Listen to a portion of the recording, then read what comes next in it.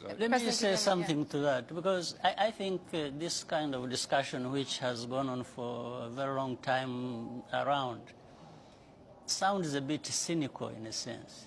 In fact, it's like the tragic situation of 1994 isn't considered even a violation of human rights. It has now gone into the background. Those who are responsible for it, those who are associated with it, are now talking about something else. According to them, the situation in Rwanda is that of human rights violation, even more than that tragic situation. I think that's what we are talking about. So, well, just for example, there was Amnesty International wrote a report in the lead up to the 2017 election that talks about opposition politicians, journalists, human rights defenders being jailed, physically attacked, even killed. I think you're interested in forced into exile or silence. So just interested in your idea of that assessment of your country. Raising your views to the audience so that you influence them by what you're the European Union sees itself very much as an exporter of human rights and a defender of human rights. So why can't you let me answer this? I'm very interested in Otherwise, your answer. you are going to ask and then answer yourself. I'm very interested in your answer. I'm giving you some context on why I'm asking. You're asking and giving answer at the same time. So please tell me, what do you make of this assessment? I think it's just ridiculous, because there is nothing like human rights minus these things we are talking about. What we are talking about in terms of development. These are human rights. Development, schools, education, health, and food security. And, you know, when you see now, the level of poverty has decreased almost by 60%. So these people, these human beings with improved lives and participating in that themselves to improve their own lives, gets lost in what the whole list you've been spelling out as if, you know, what is in Rwanda is really hell. In fact, forgetting the hell that we have gone through, that we stood against and sorted out when you were there just talking about more or less nonsense. Because do you reject the accusations, for example, from Amnesty International? Absolute rubbish. You reject Rwanda is completely different from what it was 25 years ago. In fact, maybe you need to be looking around in Europe. You are violating people's rights. When we have this problem of people being bundled and sent back to sink in the Mediterranean and so on, and so many people being mistreated in your own countries.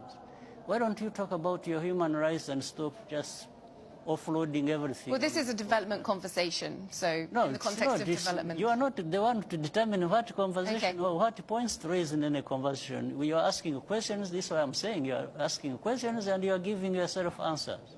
You really need to stop this superiority complex nonsense about human rights. You think you are the only ones who respect human rights, or others it's about violating human rights. No, we've fought for human rights and freedoms of our people much better and more than anyone, including you people who keep talking about this nonsense.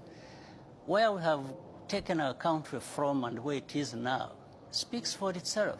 The rest of the stories just comes from this complex. You know, these two worlds where there are people who know everything about human rights and all kinds of things, and another world where people are just people who don't know. But these are our human rights. It's not, when we respect the things we respect in our countries, it's not for you, it's not for anybody else, it's for ourselves.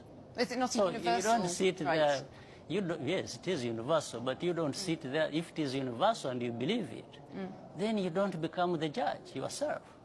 You don't start telling the others what to do, what they should not to do, or that what they are doing is not to your satisfaction. Who are you?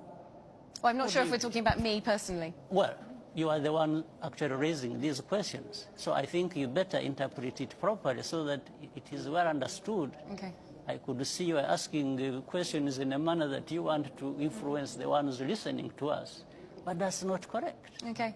Yeah. I'm raising it once again in the context of the United Nations Development Goals. No, United Nations is us. You see, United Nations is not something alien somewhere else. Yeah. It's actually us.